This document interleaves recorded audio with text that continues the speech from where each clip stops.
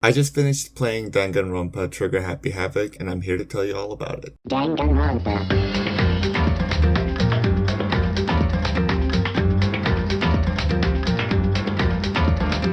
Before we proceed with the video, a quick spoiler alert. We'll be discussing specific details that are vital to each chapter's mysteries and clues, so click away if you don't want the story to be spoiled and would like to play the game yourself.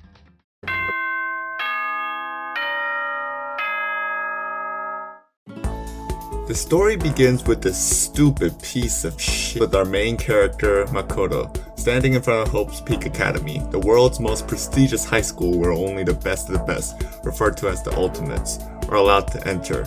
Among all of the elites who have entered the school, Makoto's title is Ultimate Lucky Student, which just means he won a raffle among the normies. Ready to start his first day of Hope Peak Academy, we step into the school when suddenly we wake up in a classroom, but something seems off.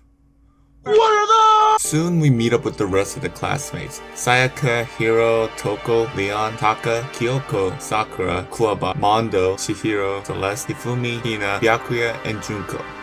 Together we meet the main antagonist of the game, Monokuma. He then explains to us that we're trapped in the school, and only one of us can leave the school if that student murders another student and gets away with it. And that's how the game opens up.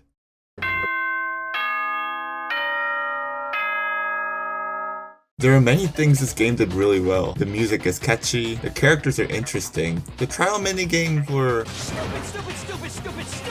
okay. Now before I say anything else, I want to say I really enjoyed this game. The story was well planned, a lot of twists were unpredictable, and the murders were creative. Each chapter took around 5 hours to complete, and honestly, it didn't feel like I was playing for long until I checked my time. Now that we've covered that, let's go through some stuff I didn't like. First, the plot progression is so slow. It makes Makoto seem like a dumbass in the process. Although each mystery was interesting to say the least, the investigation process felt really dragged out, and even rubbing it in our face until even a minute detail became obnoxious. It honestly ruined the clever case to an annoying one. First we discover something. Okay, that's interesting, I wonder how this pertains to the story. A few minutes later, we see something related, then the game immediately does a flashback to the previous thing. Okay, I see the connection, I get it. Later we bring it up again.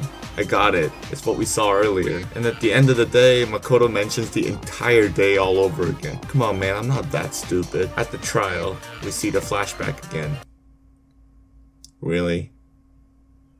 Really? I know it's for the sake of the plot progression, but they made Makoto seem like such an idiot by not being able to connect two obvious things together. Like there was the time during Celeste's case where obviously the door was locked, but Makoto just said, this is locked, and literally 2 minutes later we come back and say, what? This is locked? Art room. I'm gonna guess art room for Fumi's body. Or Taka. Let's check in here. The door must be locked. It wasn't locked before. Damn. It wasn't locked before. Why does he not think it's weird? We were able to go in like 3 times before. How does the main character not realize that? How could he be that stupid? Come on. Need to get to a repository. Indeed. Bodies had both been hidden in the repository.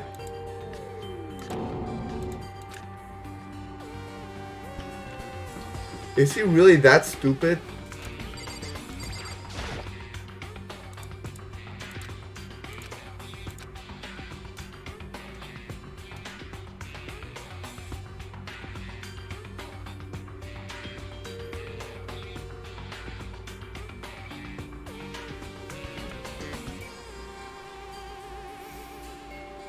Why is the main character so stupid? Speaking of story progression, Kyoko and Byakuya, they are so annoying during the trials. Instead of talking like a normal person, they always have to speak like, I can't believe you didn't see this sooner, or even, so you finally get it, huh? And then after roasting us for being a dumbass, they hit us with the good old, why don't you tell the rest of us? At this point, I can't tell if they sound condescending, or just stupid and wants to take credit for what we find out. Second thing I didn't like, Missed opportunities for the characters and plot. The game is about exceptionally talented, or ultimate, students who are the best at what they do. Well, except Makoto. What kind of talent is the luckiest student? After playing the first chapter, although the chapter's case seemed pretty easy at first on figuring out the murderer, I actually like that they utilized Leon's ultimate baseball ability in the murder method and even raised my expectation of the game, but then that was it. Chapter 2, Ultimate Biker Gang, killed with a dumbbell and destroyed evidence with hot sauna. Chapter 3, Ifumi literally mentioned the art of cosplay for a brief moment and called himself one of the best sculptors, which I suspect was to tie in the Robo Justice and the mallets. But that just seems so careless to me that they just needed a reason to kill him off and added him to the mix cause they didn't know what to do with him. Chapter 4, well, this was plot, so not much to say here. And then chapter 5 and 6, also not much to say there. Overall, I think they could have made use of the fact that they're the best at their skills a bit better than just giving them character.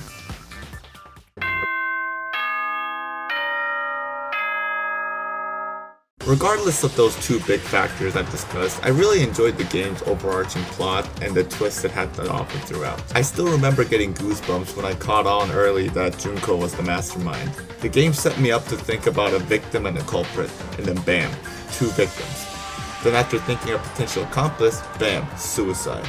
And finally, bam, a setup without a killer. Although I was able to guess the culprits sometimes, I was never able to predict who would die, or how anything would resolve in chapter 6. I think as a whole, I would give this game a solid 4 out of 5. Although it could have been paced better and took away several redundant remarks, the overall storyline was so good that I was able to overlook that.